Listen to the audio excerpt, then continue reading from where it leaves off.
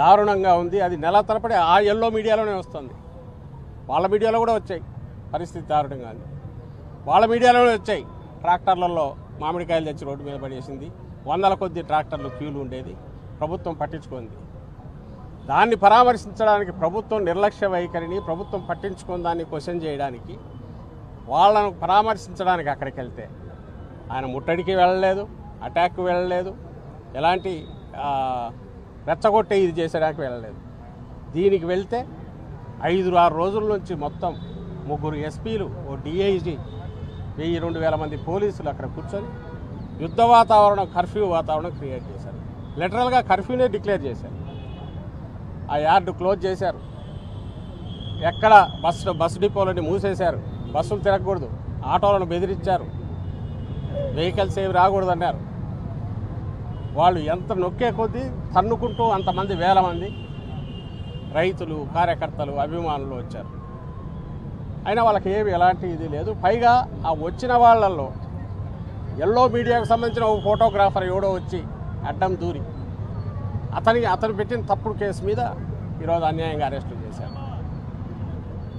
మీకు బాగా గుర్తుంటుంది రామగిరి. ఈయనకు సెక్యూరిటీ కల్పించాల్సిన పోలీసులు పూర్తి పర్మిషన్ తీసుకొని అక్కడికి వెళ్తే హెలికాప్టర్ జగన్మోహన్ రెడ్డి గారు అది సెక్యూరిటీ అస్సలు లేకుండా దాని మీద పడి దానికి ఇదైపోతే కేసులు ఉల్టా వైఎస్ఆర్సీపీ కార్యకర్తల మీద వందల మంది మీద పెట్టారు. 2-3 పేర్లు పెట్టడము అండ్ అదర్స్ అనడం, ఆ తర్వాత వందల మందిని పెట్టుకుంటూ పోవడం. సో ఏతావాత ఈ రాష్ట్రంలో ఏముందయ్యా ఇప్పుడంటే పూర్తి పక్కా చంద్రబాబు నాయుడు డైరెక్షన్లో నడుస్తున్న పోలీసు రాజ్యం ఉంది.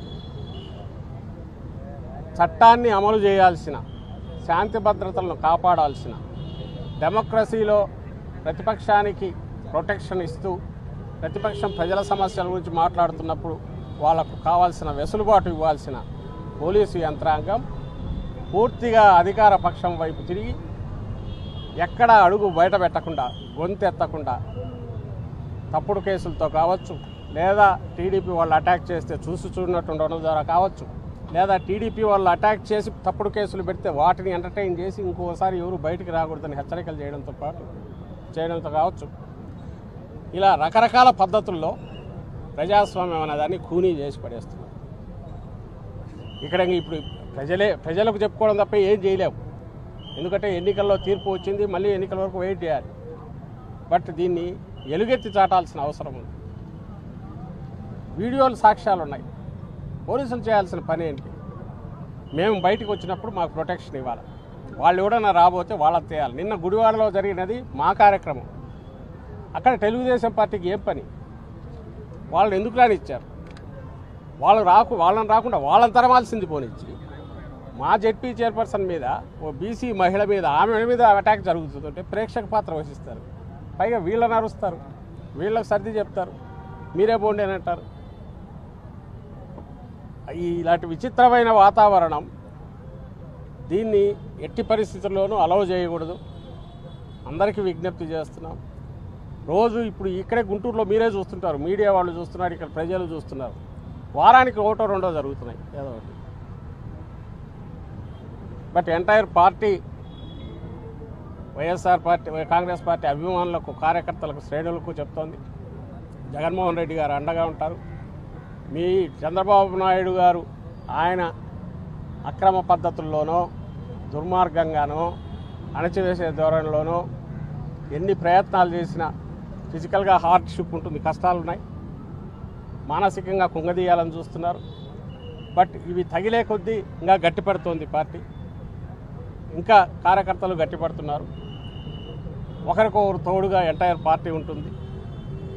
వీటి ఎన్నో కాలం అయితే ఎంతో కాలం సాయంత్రం ఈ పద్ధతుల్లో చంద్రబాబు నాయుడు రూల్ చేద్దామనుకుంటే మాత్రం అది సాగదు.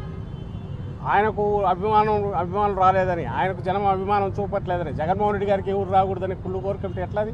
100 మందికి మించి మీరు తీసుకెళ్ళకూడదంటే ఎట్లా? పోనీ ఈయనేమైనా పబ్లిసిటీ కోసం పోతున్నారా జగన్మోహన్ రెడ్డి గారు? నువ్వు సమస్యలు సాల్వ్ చేస్తే జగన్మోహన్ రెడ్డి గారు ఎందుకు వెళ్లాల్సి వస్తుంది?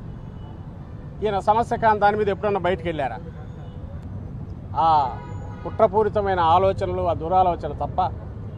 ఎందుకంటే స్ట్రైట్ ఫైట్లో తను నిలబడలేడు కాబట్టి అడ్డదారుల్లో ఏ రకంగా దీన్ని అంతం చేయాలి అనే ఆలోచనలు తప్ప ప్రజాస్వామ్యం మీద ఆయనకు ఎలాగో గౌరవం లేదు.